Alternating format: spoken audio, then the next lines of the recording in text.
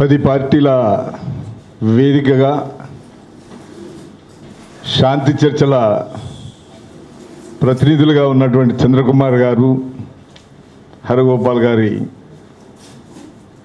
నేతృత్వంలో ఈ press conference అనేది జరుగుతుంది.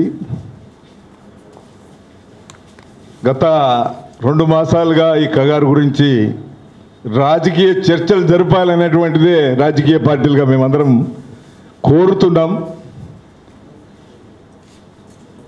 మావోయిస్ట్ పార్టీ మార్చిలో, ఏప్రిల్లో, మేలో అప్పటి నుండి ఇప్పటి వరకు 5 ముఖ్యమైనటువంటి ప్రకటనలు వాళ్ళు ఇచ్చారు. ప్రకటనల సారాంశం అనేటువంటిది వాళ్ళు నిజాయితీగానే, సిన్సియర్గానే శాంతి చర్చలను కోరుతున్నటువంటి పరిస్థితిలో ఆయుధాల విసర్జనకు కూడా సిద్ధము, కానీ చర్చలు జరగాల. ఈ దేశంకు సంబంధించినటువంటి సామాజిక, ఆర్థిక, రాజకీయ అంశాలను మేము శాంతి చర్చల విషయాల్లో చర్చ చేయడానికి సిద్ధంగా ఉన్నామనేటువంటిది వాళ్ళు చెబుతుంటే, అవకాశం ఇవ్వండి, మేము సమగ్రంగా చర్చించుకోవడానికి అవకాశం ఇవ్వండి అంటే ఇవ్వకుండా ఈ ఏరివేత కార్యక్రమం, దాడి చేసే కార్యక్రమం వేలాది మందితోని ఛత్తీస్గఢ్ అడవుల్లో చుట్టివేసి ఇవాళ పార్టీ కార్యదర్శి కేశవరావు గారిని హత్య చేసినటువంటి పద్ధతి, పట్టుకొని హత్య చేసినటువంటి పద్ధతి, దాని ఒక దాని మీద అతని యొక్క ఫేస్ చూస్తుంటే టార్చర్ చేసినటువంటి పద్ధతి కూడా కనిపిస్తున్నది. 1-2 రోజుల తర్వాత కూడా ఎండిపోయినటువంటి పరిస్థితి కూడా మనకు కనిపిస్తున్నది. ఇలాంటి పద్ధతి అనేటువంటిది పైశాచికమైనటువంటి పద్ధతి. ఇవాళ బాడీ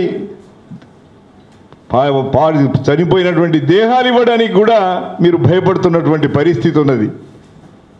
2 రోజులు ఇస్తామనేటువంటి వాగ్దానం చేసి ఇవ్వనటువంటి పరిస్థితికి ఇవాళ నిన్ననే దహనం చేసినటువంటి పద్ధతి అనేటువంటిది మీరు చెబుతున్నటువంటి మీ కర్మ సిద్ధాంతం ప్రకారంగా కూడా ఎట్లా కరెక్ట్ అవుతుంది? కుటుంబానికి లేకపోతే బంధువులకు ఈ దేహాలు ఇవ్వాల్సిన అవసరం ఉంది, ఇవ్వలేనటువంటి పరిస్థితి మీరు ఈ సమాజం ముందట ఏం చెప్పదలుచుకున్నారు? ఈ పైశాచికత్వం, దేశంలో ఉన్నటువంటి ఈ ఫ్యాసిస్టు స్వభావం, రాబో ఫ్యాసిస్టు రాజకీయపరమైనటువంటి మీ స్వరూపం అనేటువంటిది స్పష్టంగా చెప్పదలుచుకున్నారా? ఇప్పటికే 3వ విడత అధికారంకి వచ్చినటువంటి మీరు దేశంలో అనేకమైనటువంటి మారణ హోమం చేస్తున్నటువంటి పరిస్థితి ఉన్నది. వేలాది మంది ఆదివాసీలను జినోసైడ్, ఈ జాతిని ధ్వంసం చేసేటువంటి పద్ధతి అనుసరించారు. ఈ పద్ధతి అనేటువంటిది మానుకోవాలి. ఈ వేదిక తరఫున సుప్రీంకోర్టు జడ్జి చేత విచారణ అనేటువంటిది సమగ్రంగా ఈ హత్యాకాండ మీద కూడా జరపాలని మేము కోరుతున్నాం. ఖచ్చితంగా రాజకీయంగా ఈ చర్చలు జరపాలి. ఒక శాంతి చర్చలు క్రమములో సమాజంలో అనేకమైన మార్పులు, పరివర్తనకు అవకాశం ఇవ్వాలని కోరుతూ మీ ద్వారా దీన్ని చేస్తున్నాం. దాంతో పాటు ఇది కంటిన్యూ అవుతే